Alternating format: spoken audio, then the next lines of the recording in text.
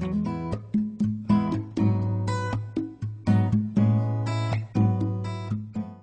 tema de hoje, a igreja nos lares versus a igreja nos templos, ou a igreja em construções específicas de nome igreja.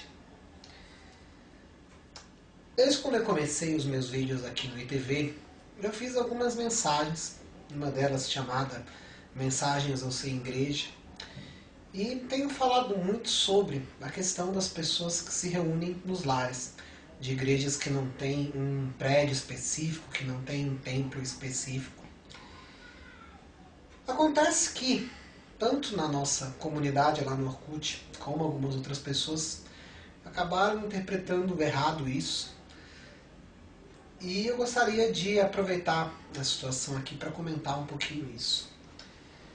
Algumas pessoas, inclusive um senhor que publicou uns vídeos aí na internet, chegaram a defender que estaria errado qualquer pessoa que se reunisse em um local específico para isso, em uma igreja institucional ou algo do tipo. E o argumento que ele usava vinha de um versículo que eu gosto muito, que é Jesus conversando com a samaritana, que está em João 4, a partir aqui do 19. Disse-lhe a mulher: Senhor, vejo que é um profeta. Nossos pais adoram neste monte, mas vós, os judeus, dizeis que em Jerusalém o lugar que se deve adorar. Disse-lhe Jesus: Mulher, crê-me, a hora vem que nem neste monte, nem em Jerusalém adorareis ao Pai. Vós, os samaritanos, adorais o que não conhecem. Nós adoramos o que conhecemos, pois a salvação vem dos judeus. Mas vem a hora, e já chegou, em que os verdadeiros adoradores adorarão ao Pai em espírito e em verdade, pois o Pai procura a tais que assim o adorem. Deus é espírito, e importa que os que o adoram adorem em espírito e em verdade. Disse-lhe a mulher: Eu sei que o Messias, chamado Cristo, vem. Quando ele vier, nos explicará tudo isso. Disse-lhe Jesus: Eu o sou, eu que falo contigo. Nessa altura, chegam seus discípulos e maravilham-se de encontrá-lo falando com uma mulher.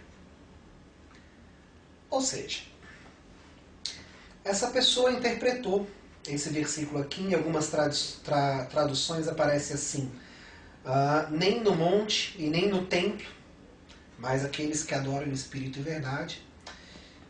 E essa pessoa interpretou então que não se poderia adorar a Deus dentro de um local chamado templo, que não se poderia adorar a Deus, portanto, em um local chamado igreja.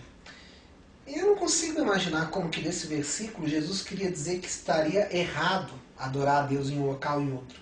Mas muito pelo contrário, que a questão é que não importava o local. O que importava era que a adoração fosse feita em espírito e verdade, porque Deus é espírito. Então não importava você estar presente fisicamente em um local. De modo que tanto o preconceito de um lado quanto o outro estaria errado. Óbvio que é muito mais comum a gente ver esse preconceito dentro de pessoas que estão presentes em igrejas institucionais, considerando as pessoas que não fazem parte ou da sua própria denominação, ou que não fazem parte de nenhuma das grandes denominações, como sendo pessoas desviadas, como pessoas erradas, como estando em igrejas que não são verdadeiras igrejas. E não conseguem ver essas pessoas como que aqueles que se reúnem nos lares, nas casas, possam estar de alguma forma adorando a Deus. E não faz sentido você definir que um local ele é igreja porque ele tem uma placa lá fora de igreja. Não faz sentido você definir que aquele local é igreja porque ele tem um registro, um CNPJ no governo. Porque quando surge a igreja, os primeiros cristãos eles se reuniam nas casas das pessoas. Mas tão errado quanto é as pessoas de dentro das grandes denominações terem preconceitos com essas, também é errado as pessoas acharem que todos aqueles que estão dentro de alguma igreja estão errados. Que todos que estão lá, que lá dentro de uma igreja não pode haver nenhuma pessoa que tenha uma fé verdadeira. É muito provável que até na igreja mais errada que exista, que o líder seja a pessoa mais roubalheira que tenha. Há pessoas que estejam ali buscando verdadeiramente a Deus, por mais que possam ter pessoas que se desviam, pessoas que estejam buscando a riqueza ou a figura de um líder. Quais as vantagens de cada uma, então? Tem as suas vantagens, uma igreja institucional. Primeiro, as pessoas que estão lá já estão declaradamente lá, dizendo que querem buscar a Deus. A igreja, pelo menos, deveria estar com portas abertas uma grande quantidade de tempo. Alguém preocupado no desespero, isolado, tem um local onde procurar. Muitas pessoas unidas, muitas vezes conseguem fazer mais coisas. Oficialmente o governo, você ter uma igreja aberta, facilita que você receba doações de empresas, facilita que você consiga autorizações da prefeitura para fazer eventos e coisas assim. E tem desvantagens. Desvantagens porque a partir da hora que ela é uma igreja institucional, se você tem um local, você tem que sustentar esse local. Ou com aluguel, ou você precisa comprar um prédio. Tem desvantagens porque você acaba tendo uma hierarquia e essa hierarquia acaba gerando disputas, brigas e coisas do tipo. E muitas vezes, algumas pessoas acabam vendo que há uma perda muito grande de energia. Brigar pelas questões burocráticas ou disputas de poder é uma perda muito grande de dinheiro em se sustentar um prédio para ter um local ali específico e preferem as igrejas nos lares. As igrejas nos lares também têm as suas vantagens. Uma das vantagens é que ela é praticamente gratuita. Você não tem que pagar sustento de nada, porque está acontecendo na casa das pessoas. Quanto e muito você vai ali compartilhar o preço do pão que você vai repartir. Tem a vantagem porque você está próximo às pessoas, não tem uma hierarquia rígida, você pode, sei lá, você está presente, convivendo, compartilhando com os irmãos. E tem suas desvantagens.